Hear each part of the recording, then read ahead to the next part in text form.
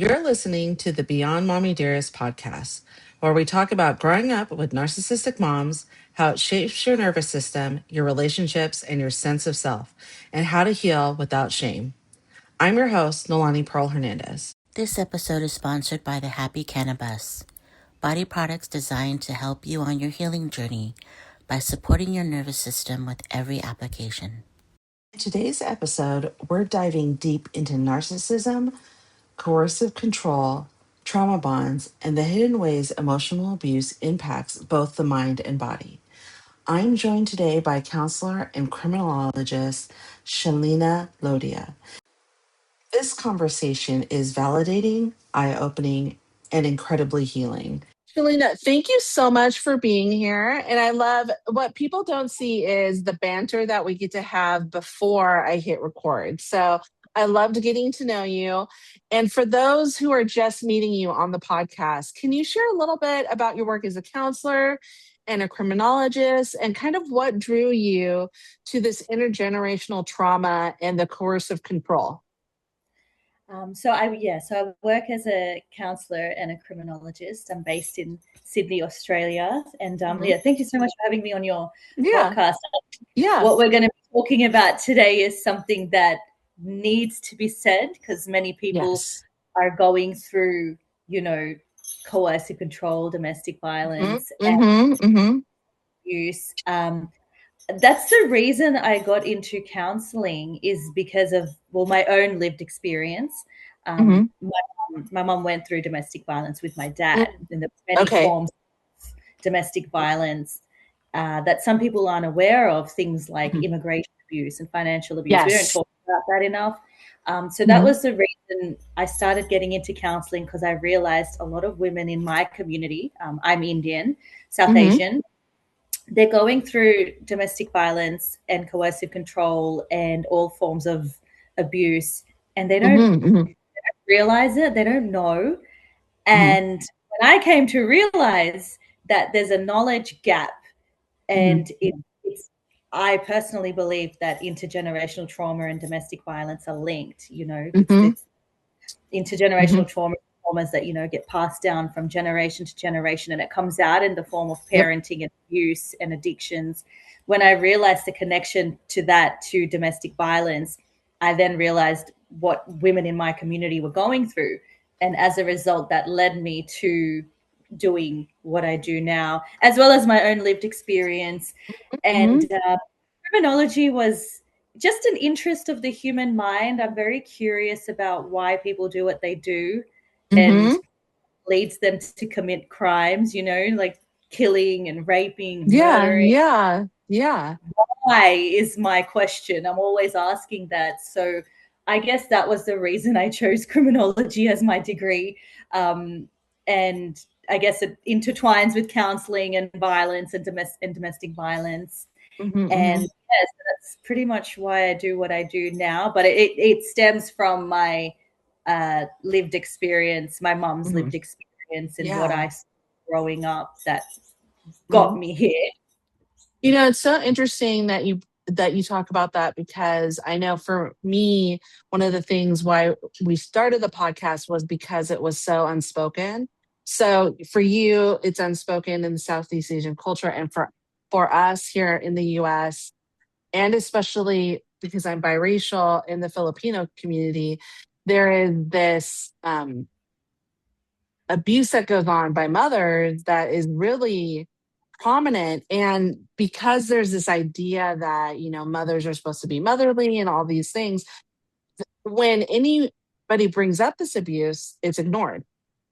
Yeah. And so very similarly, it sounds like we kind of approached where we ended up in our careers, the work that we're doing, the advocacy in that same way. And I appreciate that, because one of the things that my husband and I own our own consulting business, and we're really adamant about in regards to that business is that there's people who look like you at all of the conversations, because if you don't have that, you're not really you're not creating this belonging and this diversifying the conversation and approaching it in all the different ways. And so for us, that's really, really pertinent. And I think that, your guide, both professionally and with your deep lived experience with your family, is really important. And what it brings to the table is that experience. So, what was the moment where you knew that this needed to be something that you put out in the world, that you needed to make sure that you talked about this? Ooh. I think it wasn't just one moment. I think it's a pattern that I saw that I couldn't ignore. Like, you see the same language come up again and again, that I don't know what's real. Is it me? Mm-hmm, mm-hmm. Bad. But I feel terrible. And they're not isolated experiences. They're quite systematic. And I realized that people are suffering without a framework to understand narcissism and coercive control and how it exists. Like, people don't understand that. And I think up until recent, people didn't have the language to express that it was coercive control, because sometimes Mm-hmm, it doesn't. mm-hmm. So many layers, and it's hard to understand when you've got harm, but you also have love going on at the same time. You've got, like, Right. right, narcissism can be shown through, like, there'll be your partners will be like loving and caring and kind, but at the Yeah, same that time, love bombing. Yeah. yeah, love Yeah. bombing. Yeah. Then they're like manipulative. It's that cognitive dissonance that happens Yeah. between the two, and it's so confusing. And I was like, okay, I know that narcissism and coercive control are quite linked, and Mm-hmm. I thought the most basic way that I could start this conversation would be to start with that, because most of Yeah. my clients, most of the women who I speak to are actually going through that. But narcissism is such a buzzword. Like, everywhere, everyone's Oh my like, gosh. "You're Yes. a They're a narcissist." narc. They're a narc. You're gaslighting me. Oh my God. It makes me insane because I feel this might be my own conspiracy theory, but I feel like it's narcissists that have put all of that out in the trend so that they can like hide under the shroud of it being trendy. But that's a whole nother thing. But I agree with you. I think the I think that especially, we have teenagers, but what I've heard recently from teenagers is like, don't gaslight me. Oh my I heard that god! recently. And I was like, oh, that's interesting that you're using that term in regards to, them, like someone not believing them. They're using it the correct way. But just that one individual thing is not the only thing that comes with narcissism or the coercive control, right? So Yeah, that I think is really important. that, and the fact that narcissism, there's like 8, 10 different types, Yes, yes. and the fact that it's also on a spectrum, mild, Yep, moderate, severe, and yep. clinical. Hmm. But Hmm. most of the time, narcissists don't get diagnosed with No, MP, they don't. Right. right? They So, don't go to therapy. They send the other person to therapy. that's right. We end up in therapy. Other I people should know. have gone. I know. And it's so funny because I shared the story about the first time like I told a professional that my mom was a narcissist. It was in when I was in high school. And I was the counselor at high school who was not trained. Like I understand that she was trying to help, but she was not trained at all in regards to this. And I said, I'm just having some trouble at home. My mom does, X, Y, and Z, or she's doing X, Y, and Z. And she said, well, why don't we have your mom come in? And my mom's a covert narcissist. So she Uh, like only is horrible at home, like gives me all the special gifts, but doesn't, to anyone else. And so she came in and she's like, "Oh no, honey, I don't do that." I was like, "Are you fucking kidding me?" Like I oh, live the life. And so I was like, I'm never going to a therapist again in regards to this. Therapy out in the US has changed and come a long way. There's people who specialize in this work. And yes. then there's people who are like me who do like trauma informed narcissistic coaching abuse coaching. I don't teach people to abuse. I help people who have been abused. And that really comes from the space of what do we need to do to like gain clarity over this stuff. And it sounds like you and I are on the same page in regards to that labeling clarity. So why is it so important to you? I just feel like labels create more confusion than clarity. You know, it's you're stuck in the space of labeling when people focus too much on, is this person a narcissist? What type of narcissist are they? Like, I don't, like when you start doing that, you get stuck on a loop of trying to diagnose and prove justify that this person is a narcissist, and then you move away from the most important question, which is, how does this impact me? Like, yes, you know, how does it impact who I am? So when we get clear on this, when the clarity shifts the focus from the person's identity to your own lived experience. That's what we're trying to do here. This is about your lived experience, regardless of what type of narcissist they are. This is about your lived experience. And then once you get clarity, you can assess the person's behavior, their emotional impact on you, the relationships, consistencies, and without needing a clinical label to validate it. So it's very important that we don't go too heavy on this whole narcissism. Like, if we get too heavy, it gets really confusing. But however, it is very important to figure out what type of narcissist they are, because when you do that, you deal with each form of narcissism rather according to, in accordance. Right? So a narcissist different to a grandiose narcissist versus a vulnerable narcissist. You're going to deal with each of them differently. So it is 100%. Important, but at the end of the day, they are still narcissists. So, well, and that's, I think they won't. Yes. I mean, I think that's the big thing is, once a narcissist, always a narcissist. It's not like, someone who's drinking, like that choice of, like, I look at alcoholism as in, if someone's an alcoholic, I'm making a choice not to drink, and then I have a drink and I become an alcoholic. I can't stop that alcoholism. Whereas a narcissist is just a fucking narcissist all the time. Like, it doesn't stop. There's no stopping that narcissist. Yeah, there's no like, oh, I'm going to make the choice. My mom never made the choice. She was always a narcissist. Like, when I talk about that, like, she always hated the idea of me.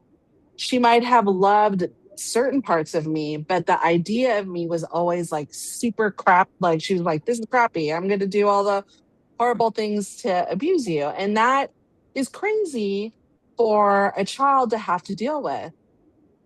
One of the things, so you were talking about the different narcissists. You were saying, malignant narcissist, histrionic narcissism, which I think is the funniest thing, covert narcissist, all of the types of things. And one of the things that I heard you also say that was really grounding is that it exists on a spectrum, right? So can you kind of walk us through that in a way that people can like understand, okay, what does that mean? Well, narcissism, people understand that to be like some sort of a fixed identity, that's it. They're a narcissist, that is it. But as it exists on a spectrum. So on one end you'll have like healthy narcissism, or as I like to just say, mild narcissism. Right. I think normal people aren't narcissists. So I don't know if I agree with the term healthy narcissist, but some people label it that. I'm not sure. Personally, I'm like, I don't know. I don't. But you've got you and I are in agreement. Yeah, you and I are in agreement in regards to that. Oh, that's good. Sometimes I'm questioning myself. I'm like, like, no, I think that this or. I think there is a sadisticness that comes with narcissism. So you can't be a healthy narcissist.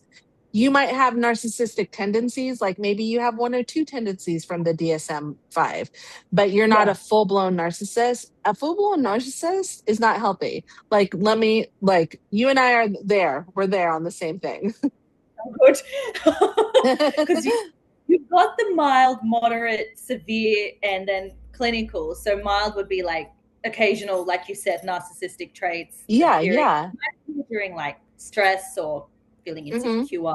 They might show up, and they're more situational rather than consistent. It's more flexible. but then you've got moderate, which is more persistent in the patterns, more to do with your own self-focus, defensiveness, lack of accountability, emotional invalidation, and those traits sort of create like a ongoing relational strain or confusion or emotional distress. And then moderate is like, you know, ongoing as well. That just is like one step up from the mild. You got the moderate, you got the severe, which is when you're rigid, you're more rigid in it. I think those are the forms of narcissism that are very detrimental. So you've got the severe, which is rigid, entrenched patterns of behavior they significantly impact your relationships, and that's manipulation. That's the complete lack of empathy and regard. A lot of control, exploitation over time. And then clinical, if you're lucky enough that the person you're with is a narcissist and goes to therapy, now we've got a clinical diagnosis here, which it rarely, but when it does, it's like, oh, we can really officially label this. Well, and I think what I want to say in regards to that is the reason why narcissists so rarely get diagnosed and go to therapy is because they think it's not me. There's nothing wrong with me.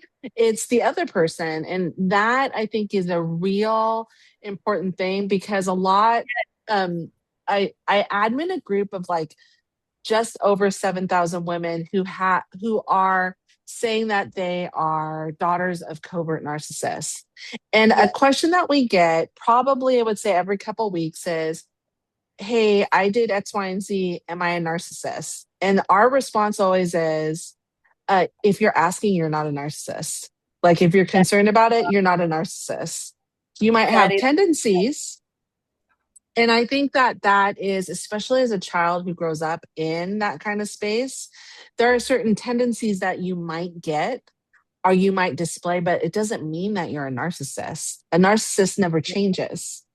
No, and they don't admit that they're wrong, which is why they don't end up in therapy. Like when is a narcissist like, I have a problem and I'm wrong, and you'll never get that. This is why they're never in therapy, and this is why you think you're crazy. Like, yes, this exactly. They're like, no, you're the problem, not me. That's projecting everything onto you, and I'm the innocent, you know, not guilty. So this is why it goes undiagnosed, and they don't get help, because narcissists have a false sense of ego. They've got a false their reality is created with a false sense of their heightened ego. So they go to therapy, their ego gets broken. Why? I'm smarter than the therapist. That's usually, I can trick the therapist into believing that I'm not a narcissist. And, you know, I think that is a really important thing, because when we talk and when you talk about that coercive control as a form of that DV that always isn't obvious, like the coercive control is a tactic that narcissists often use. So can you talk a little bit about like what are some of those subtle ways that coercive control shows up, so that someone who might be in this situation might say, you know what, I think that this is happening to me? See, coercive control is more accumulative than one single incident. It accumulates over time. So it's not always about like overt aggression. It's more about patterns that slowly restrict a person's autonomy, you know, and their sense of self. So it can look like sudden monitoring, questioning your decisions about in a way that you create self-doubt. It's framing control as concern, which is one of the most common things. And it's always needing to know where you are for your safety. It starts off like that, and it's really minimal, but it accumulates over time. And then it starts showing up as like emotional withdrawal or unpredictable reactions, or creating an environment where you have to manage their mood. Like when you get to that, you know something's not right. And over time, it leads to behavioral adaptation. So you start changing the way you speak, you behave, what you share, how you act. All of this you do in order to avoid conflict. And that's pretty much a marker. Like when somebody's behavior is shaped by the need to prevent the other person's reaction when you're doing it, rather than authentic, something's not right here. Something's wrong. You have to change your self, because it should not be like this. You should be free, not trapped. This is not free. This is you being trapped. And it's confusing because the narcissist sometimes shows you the love and the care and the concern. Then you're fighting that because it's becoming too much. So it's all about the context and where, who, what, when, where, why, and how. Like, when is this happening? How is it happening? Why is it happening? But it's, like I said, it's accumulative. It happens over time. This is why it goes unnoticed for a while. Often. Because, well, and I think that that's a really important thing, because like for me personally, I never felt comfortable in my own skin. And I would even say that, and I'm going to knock on wood, that because I'm testing fate here, that if my mom was to show up at my door now, and she doesn't know where I live, she didn't have my address, doesn't know any of that, in order to keep me safe. But if she were to, that I would immediately stop acting the way that I do now. That self-confidence would start to crumble. That like, I'm very goofy. Like, I'm super, like, I'm just goofy. All of that would go away, because that was not something, because the attention was drawn from her. That wasn't something that she particularly liked. And I think that is also very similarly, that's mixed with that love, because she would act like, oh, well, don't do that because people might not like you. And then what I learned going out in the real world is that people did like that part of my personality. And you talk about how this harm and love is mixed together, right? And it creates a push and a pull dynamic. Can you talk a little bit about how that might impact someone's ability to trust themselves? Well, care and concern is not inherently harmful, but it depends on the context and the frequency and the underlying intent that ends up shifting the meaning. So checking on a partner can be very caring. Wanting assurance, reassurance is very normal. But when it becomes excessive, intrusive, when it becomes tied to control, and then it takes on a different function, like if I start harassing my boyfriend, being like, where are you? Why didn't you text me when you get home? You know what state you put me in? Blah, blah, blah. When I start turning myself into the victim, something's not right, and then that confusion causes the inconsistency. So when the person going through narcissistic abuse and coercive control, when they experience like warmth from the person, but harm at the same time, warmth because they're caring, but harm because like intrusive, it's like this psychological, like it's like they're trying to reconcile with the two. So they focus on moments of care as evidence that, oh, the relationship is good. They care about me. Like the relationship is good. But then they minimize the impact of how the control is and the intrusiveness is taking over. And then it's also because the fact that coercive control starts very like internally. Subtle. Very subtle. And then it builds up gradually. So sometimes it makes it harder to figure out when the dynamic has shifted from normal to intrusive because of how confusing it can be. But absolutely. I mean, normally a person, my partner tells me, text me when you're home. If I forget, he's not going to get angry at me and start and do this, it'll be like, oh, okay, I'm glad you're home. But somebody with these narcissistic tendencies are going to be like, I was Where worried. were you? Where were you? And what happened? Me. It's all about me. Like, I'm so concerned. It gets to a point of it's a lot. Feeling it's so overwhelming. So we just did an interview and we released a podcast with the producers of I Love You, My Narcissist, which is it's a documentary, but also slash fiction, where it goes through and like Dr. Romani's in it, Carrie McAvoy's in it. There's all these different therapists and psychologists that are in it, But then the fiction part is these relationships.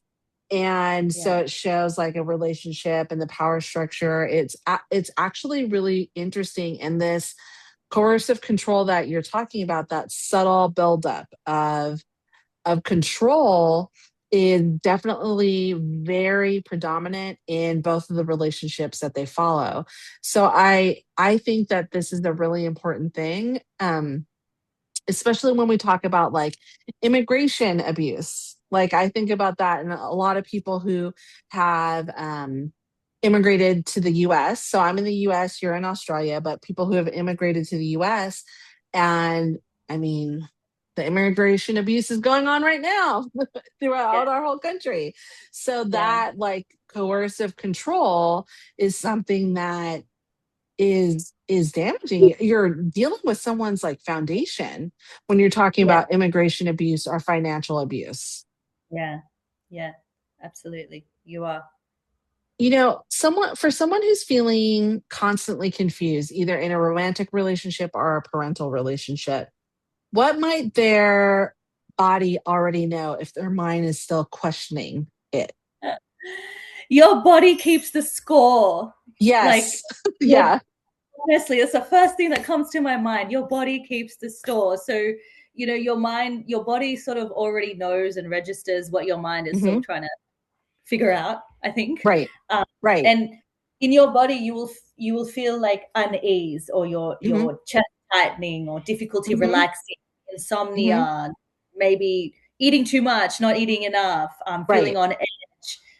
Even in moments where things are calm, you know, your body's still in that hyper state. So there's like a underlying tension because you're just not feeling at ease. But then because your nervous system, it's sort of tackling patterns, not just isolated.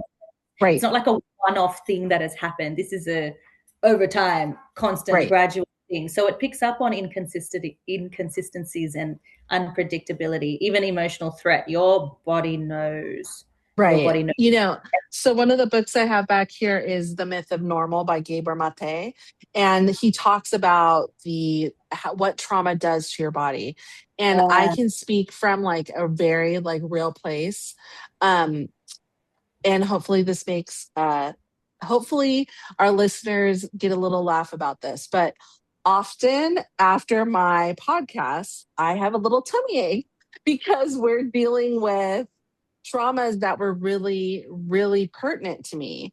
And so my tummy will start to hurt because of that. And I think that, you know, we've had other guests on that talked about intuition or various things. And like you said, the body keeps the score. You know, it's not just a book, it's also like a real thing. And, you know, we talk about ACEs, the adverse childhood experiences, and like my score is through the roof in regards to that. And so your body remembers that. And if it's intergenerational, like you said, then that DNA travels from me to my daughter. I mean, one of the things that I think, our bodies are amazing things, and all of my eggs came from my mom. All of my daughter's eggs like were inside me as she was growing as a baby. And so that DNA and that trauma are something that it passes down. So whether it's like that urgency or like anxiousness, like I was talking to my daughter the other day and I said something, like I was asking her a bunch of questions like and like rapidly, like on text. And she's all, Mom, I'm working. I was like, oh, sorry. I said, so sorry. You know, I'm just getting information. We were doing something. And she said, and I said, I'm just a little anxious. I'm trying to get some info. And she's like, oh, I said, sorry. And she's all, you've always been really anxious. I'm all, what are you talking about? And she's got an anxiety disorder. And it was very interesting for me to hear that from her. And I was like, what are you talking about? Because I don't think, and I don't know what it was like for you, but my generation, because I'm actually a lot older than you are, I think. So my generation, you know, we weren't allowed to be anxious or to, you know, any of those things. And so it was an interesting thing for me to hear from her. You know, one of the things that I wanted to talk to you about was how these dynamics are really destabilizing. when someone's internal sense of reality is confused. So what does that actually feel like from the inside out? Like what might, we kind of briefly touched on it, the body keeping score, but what might someone in a familial or a romantic relationship start to feel? I was just going to add to the point before, our body. Sometimes we have unexplained pains, like shoulder pain. I sometimes get really bad, like shoulder pain and lower back pain. And sometimes you can't explain it. And you're like, where is this coming from? It's because your body keeps the score. So your trauma is stored in your body and it comes out in different parts of your body. Yes. In forms of pains that may be unexplainable, but really it is the trauma. So so that's very important to, sometimes you think, I didn't do anything. Why is my back hurting? It's that. Yeah. Like what happened? And maybe that might answer your question, like of are you in a terrible relationship right now? Or right. Are you, right. something like that. And that might answer where all the pains are coming from. Yeah. Yeah. But to answer your question on how it can destabilize a person's sense of reality, well, it constantly feels like you're living in a state of second guessing. You're always second guessing everything. You might replay questions. You question your memory. You feel unsure about what actually happened versus what you've been told that happened. There's a mental fog. Sometimes people end up with mental fog and they can't land solid understanding of their own experience. Emotionally, it can be quite disorienting, very exhausting. There's a push to try and make sense of things, to find clarity. Every time you think you're getting closer, something shifts and you're not able to get it. It's like you're chasing. Feels like you're chasing like stability, but you can't find it.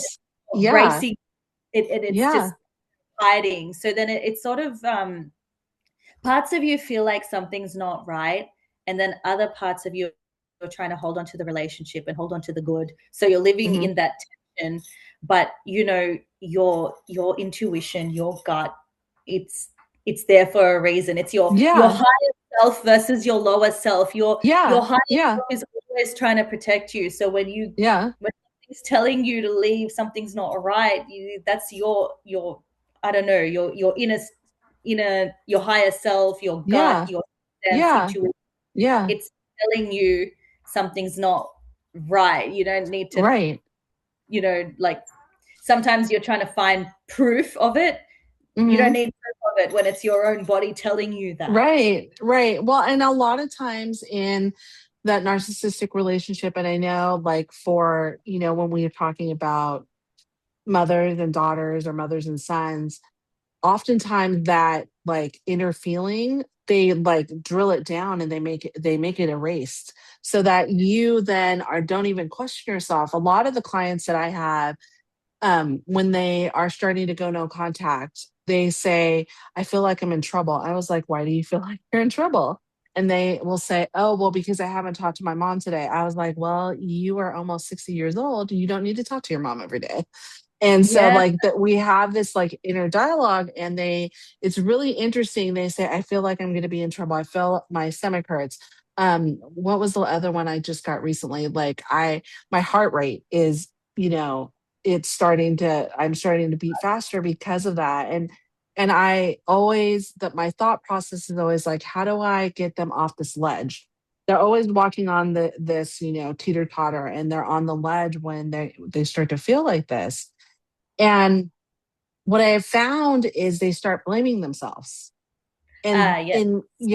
And so this dynamic, a lot of people start to blame themselves. So why does this happen so often in this type of control? Because self-blame is a form of survival for people. That's it. That's the line. That's the line for the podcast. That self-blame is a form of survival. I love that. I used to do this a lot, like not like with my dad's absence in my life. I was like, blame myself, because it was easier. If I can blame myself and I'm the problem, then it's easier to control the situation. And if I change, everything's going to get better. But right. it's really like so that belief makes you feel safer than acknowledging that there's an actual problem. So I think that's the reason why people blame themselves when they're in these relationships. It's easier to, it's a form of like psychological survival for a person to self. So I have to actually, you know, attend to the reality, because the reality is very hard to deal with. So yeah. And then when when it's reinforced by the dynamics of coercive control, where the responsibility, you know, shifted onto the other person. So the person suffering, it's like it's suddenly now their responsibility now to deal with everything. And then this sort of messaging of I'm to blame, it's just, it becomes like an internalized belief. And that's the way people start operating. And then because they have this empathy and the desire to maintain the connection with their partners, they start to, you know, that they want to believe that. They actually genuinely want to believe that, because they want to stay in the relationship. They don't want to end the relationship. So this is just, I think people start to over-identify with this role of themselves being the one to blame. Yeah, you know, it's really interesting. I've said this a couple times. I remember sitting on our stairs here in our house, in our house, and I was having a conversation with my husband, and it was after like my mom something. I think it was after my car got repoed. She said she was paying for my car payment, and she wasn't. So that was very interesting. And I remember talking to my husband saying, I don't understand why my mom's like this. If I could just figure out a way to be better. And for us, for especially for Filipinos, like if I could be lighter, if I could be skinnier, if I could be, you know, whatever it is that she wanted. And then I said, you know, I just think that my mom hates me. And my husband was like, you're probably right. And I was like, oh my God, that thought process of like, all the questions of why would anyone who loves someone treat someone like this, like all that like just disappeared out into the air. And I was like, of course she hates me, of course that makes sense, because why would you ever do that to a child? Why would any of those things that you're doing, why would you do that to a child? That's not what I do to my children. Like I don't ever do any of the things that my mom did. And so I think that is a really important thing to talk about, is that I nothing what they're doing, the coercive control, the narcissism, any of that is out of love. None of that is. And one of the things that you talk about, and I think this is really important to talk about, is you outline both the short-term and the long-term impacts on mental and physical health. And so we talk about this often. We talk about the nervous system and the effects of it. So, what are some of the signs that might not be immediate to people that are connecting? Like, right. I would say increased anxiety, difficulty concentrating, you've got disturbed sleep, constant sense of mental fatigue. And it's because these symptoms are not linked to a specific incident. It's over time, but we dismiss it as stress or burnout or personality traits. Like I've always been anxious or always overthink or, you know, but they're the short-term things. I think we don't connect the short-term effects of coercive control. We don't like link that to it being to do with coercive control. Instead, it's more like on a broader term, we just dismiss it. Like, I'm just tired this week, or I just didn't sleep properly this week. But really, your mental and your physical are connected. So if you're going through abuse, everything's going to come out on you mentally and physically. Like you just can't have one without the other.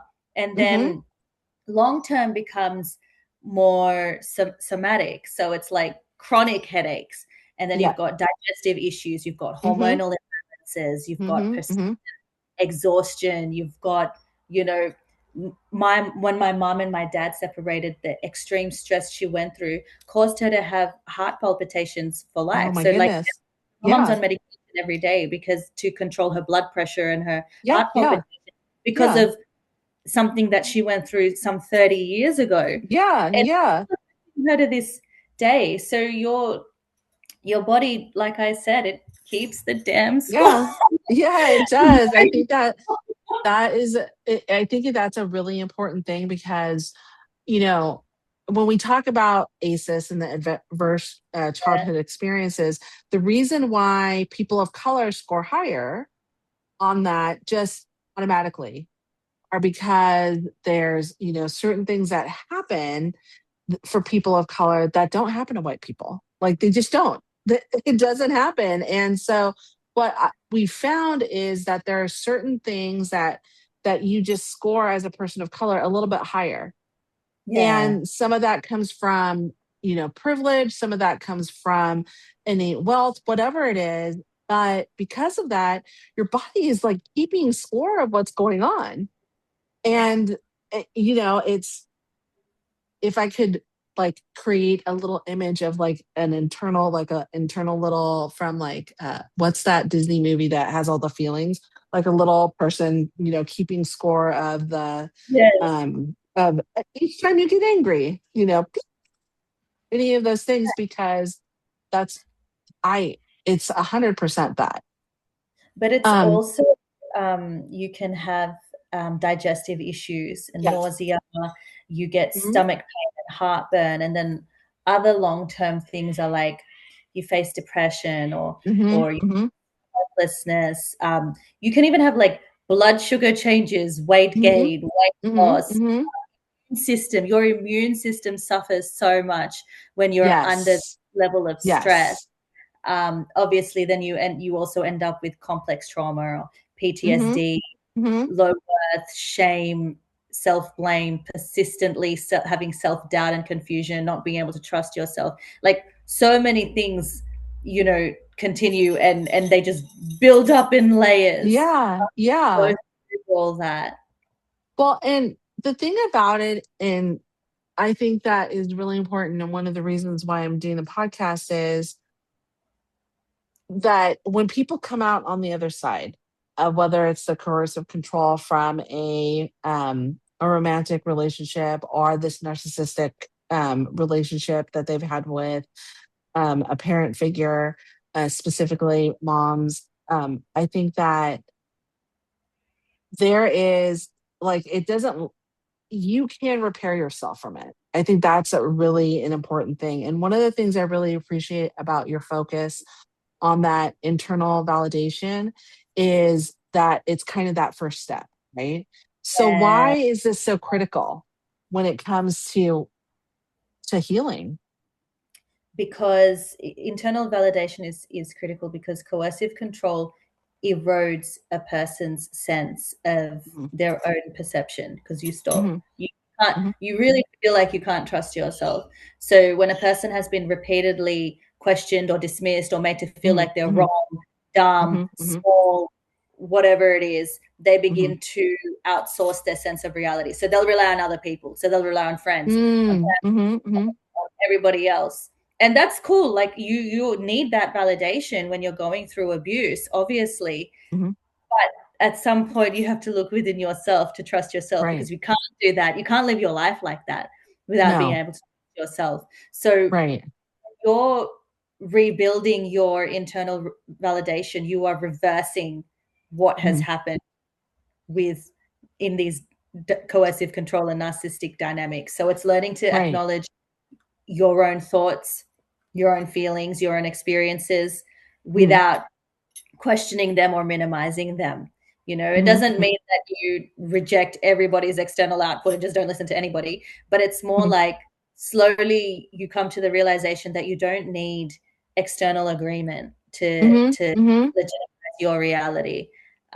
Because if you don't learn to you don't learn to trust yourself, it's very difficult to set boundaries, to trust yourself, to move forward, to make decisions, to do anything in life, really. If you don't trust yourself, like every step has to be filtered through doubt. Every step that you take.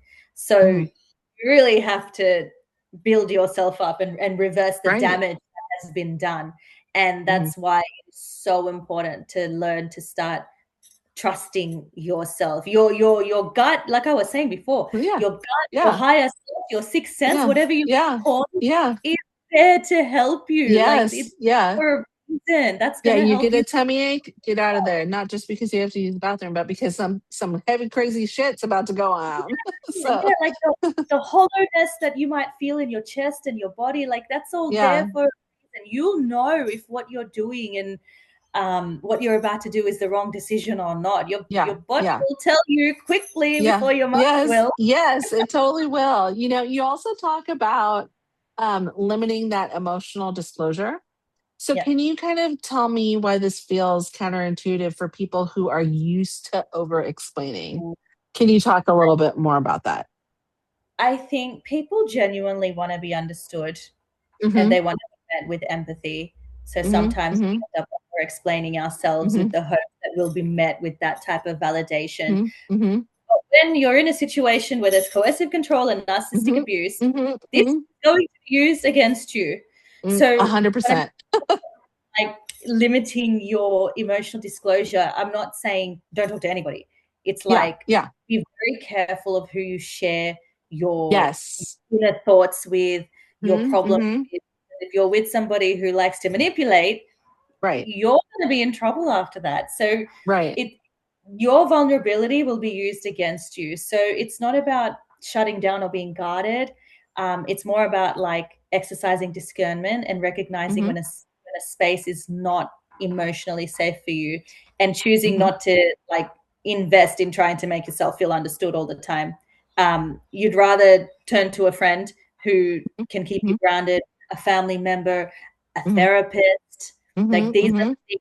If you need to vent and talk, go talk to people you know you Mm-hmm. can trust and won't distort your Yes. reality, but don't talk to Yes. the abuser. The main point here is don't Yes. confide in the abuser the things that you don't want them to throw back on your face and manipulate you with. Yes. That Yeah. so Mm-hmm. that's what I mean by limiting emotional disclosure. It's limiting with the wrong person. And Yes. sometimes Yes. they'll act like they're nice and they'll show you that empathy, and it might make you believe that, oh yeah, I can open up to them and talk to them. Don't get fooled. Don't Yeah. get trapped. Yeah. We call If it it's circles in our family. it's for a Yeah. reason. Like Right. they We want. call it circles. Like we have circles, right? So our inner circle is me and my husband. Yeah. Like that's it. And we forge the path. We have the, where we're going. We have all of that together. And then outer and outer and outer and outer. And I think that's a really like another way to explain this, because it's really important that if ever you disclose something emotionally and then it's thrown right back in your face, that is something to be a little bit wary about. And that definitely, when you're talking about narcissists, is something that it's common, right? Maybe you're like worried about your weight and you say, "Oh, I feel like I've gained a little weight." First thing they're going to do, throw that in your face.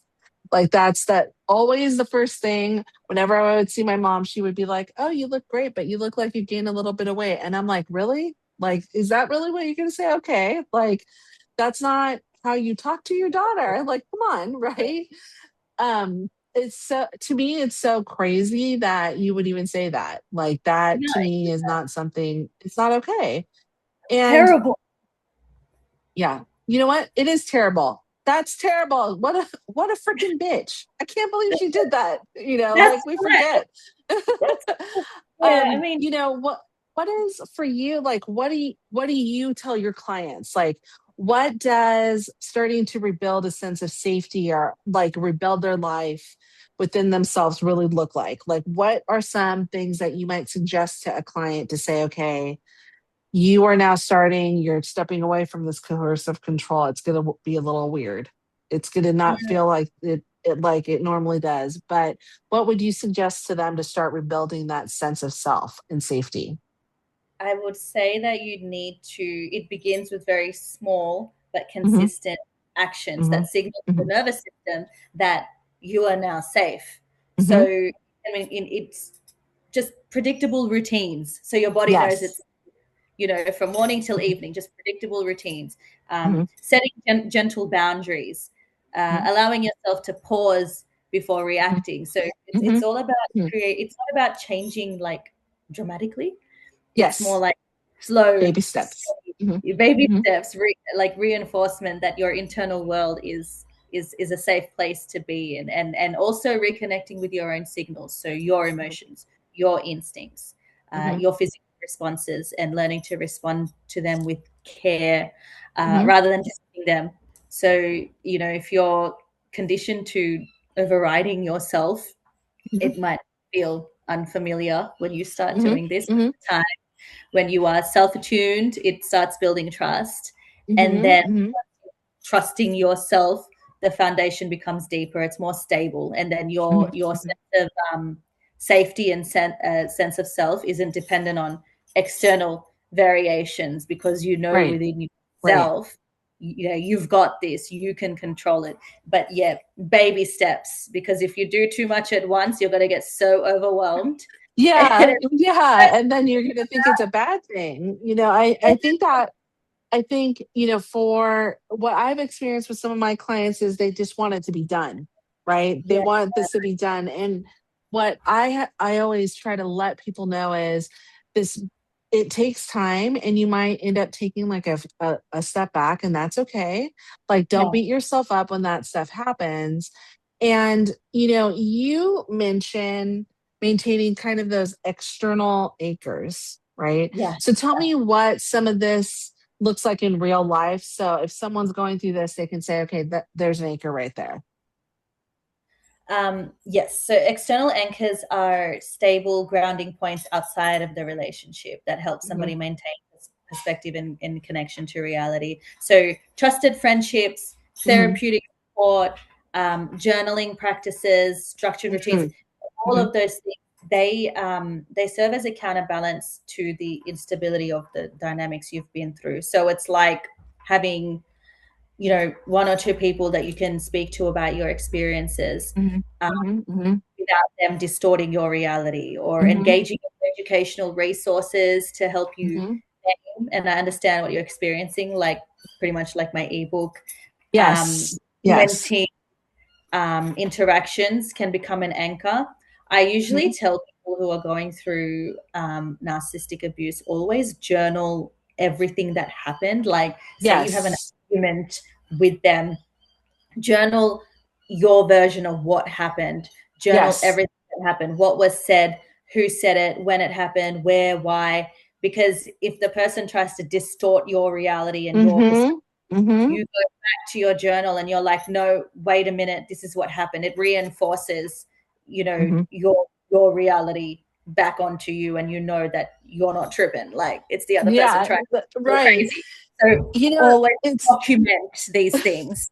It's really interesting that you bring that up. There's this other woman in Australia, actually, that we're going to be doing an interview with on a podcast. And she created this application called the Herd app, HEARD. And she created it as a result of being in a narcissistic relationship with her partner. And one of the things that it talks about is it has this, like, jot down what happened in like a fight or whatever, so that you remember, okay, this is what it is, because that gaslighting or that, control will start to come out, and then you start to question yourself. And then, but if you write it down, at least okay, that is something that's there. You talk about the acres, and I remember when I first dropped down and went low contact with my mom, before the no contact, one of my biggest acres was my daughter, my oldest daughter. She's 30 now, but her being young and my mom starting that process of creating the same type of relationship my mom had with me with her, I was like, nope, that's not happening. I didn't want her to have to experience that. There was some medical abuse that went on with my mom, with me, like the factitious disorder by proxy. That happened, and that was something that she was starting with my daughter. And I was like, no, I'm not okay with. And So that she was definitely that first kind of anchor for me. And then secondly, my husband, when he experienced my mom, something that happened with my mom, and I was like, I know I'm not crazy. You totally saw that, right? And he's like, oh yeah, I did. And so it was that, like, that's something that's really important, because oftentimes people who are going through coercive control are that narcissistic abuse, have that. And we are definitely going to have your ebook link in the show notes so people can download it. And anybody who is looking for someone in Australia to work with, we also will put all that information there for them to know too, because narcissism does not just stay in the US, although some of us who are in the US might think that it's just here because of everything that's going on. Again, a whole nother podcast, but I think that, it's important to know that this is something that's happening all over. Yeah. Whether it's it is in the Philippines, it's in India, it's in Australia, it's in China, it's in Russia, wherever it is. So however we can help those people who are in any of these familiar or romantic relationships, I think it's really important that if they're like, ooh, that sounds like something that's happening to me, download your book, like Yeah. take a look at it, and do those things so that you can figure out what to do. And for someone who might be stuck either in the relationship, stuck in like our work and trying to move forward, what's a small shift that they can make to begin to move themselves back towards themselves and who they actually are? I would say that pausing before trying to correct yourself.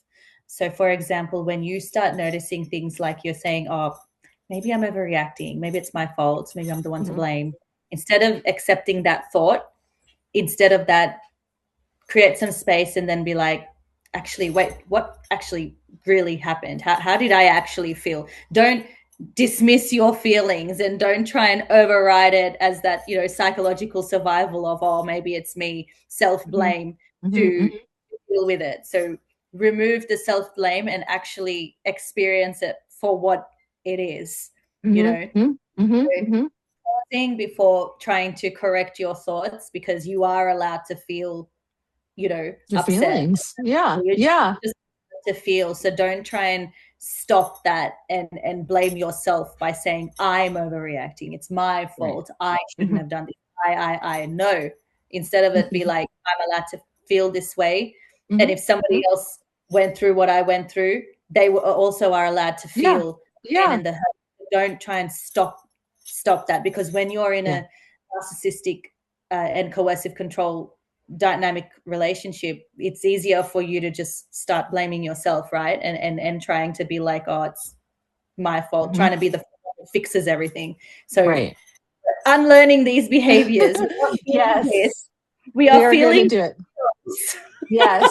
Feeling the feels. That's an important thing. And for a lot of women who have narcissistic mothers, they have been taught not to feel and to like push their feelings aside. So as we like close up, one of the things that I like to ask my guests is, what's one thing that you would say to someone who is going through this kind of relationship for them to understand and then start to move forward out of that relationship? I would say that I would want you to understand that the impact of what you went through, like, people can't see it, but if people can't see it, it still matters. The visibility matters. Like, the experience matters just as much as the visibility. So, the harm is not defined just by the extremes. It's defined by what it has done to you. So if you're feeling diminished or anxious or disconnected from yourself, if you're unsure of your reality, that is significant. And you don't need to reach a certain threshold of something being bad enough to take experience seriously. It already is bad enough if you're not feeling comfortable in your own skin. Like, if you're not happy, it already is bad enough. It's already bad enough. Yeah. Yeah, like Thank if you. you're questioning it, it's already there. So don't try and sort of compete. You know, sometimes we compete like, oh, maybe it's not bad. Oh, yeah. Well, like, it was so bad for me. Yeah. yeah. We're trying Yeah. to minimize it. But, healing doesn't require proof. You don't need proof No. of Yes. everything that this person did. It requires honesty. You know what this person has done, Yeah. and you're Mm-hmm. left feeling altered in a way that doesn't align with who you are. And that in itself is enough to pause, to reflect, and begin to understand it more deeply. And, that should be enough for you to be like, okay, I need to make a change in my life. So, I would just say don't minimize your experience, because the magnitude of it is clearly visible by the way that you feel. Yeah, definitely.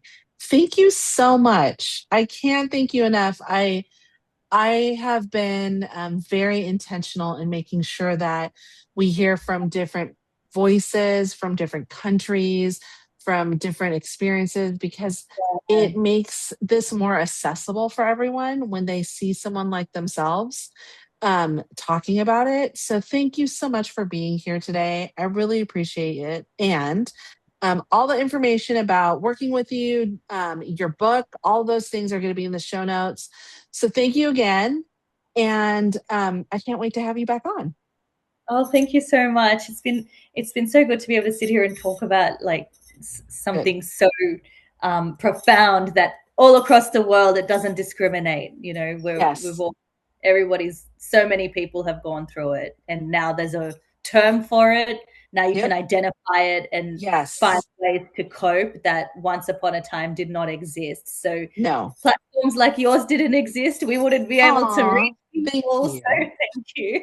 Well, it's important. So thank you. And we'll definitely be in contact soon. Looking forward. If today's conversation helped you feel seen, understood, or less alone, please share this episode with someone who may need it. And for all of Shalina's information, resources, and links will be in the show notes. And remember, if your body is telling you that something isn't right, listen to it. Thank you for listening to the Beyond Mommy Dearest podcast. You're not broken, you adapted. Healing from a narcissistic mother is real, possible, and you never have to do it with shame. I'm your host, Noelani Pearl Hernandez, and until next time, take gentle care of yourself. Your skin is a part of your nervous system, and taking care of it is essential to overall balance. Our products are specifically formulated to nourish your skin and bring it closer to homeostasis with every use. Start feeling better in your body today with the Happy Cannabis.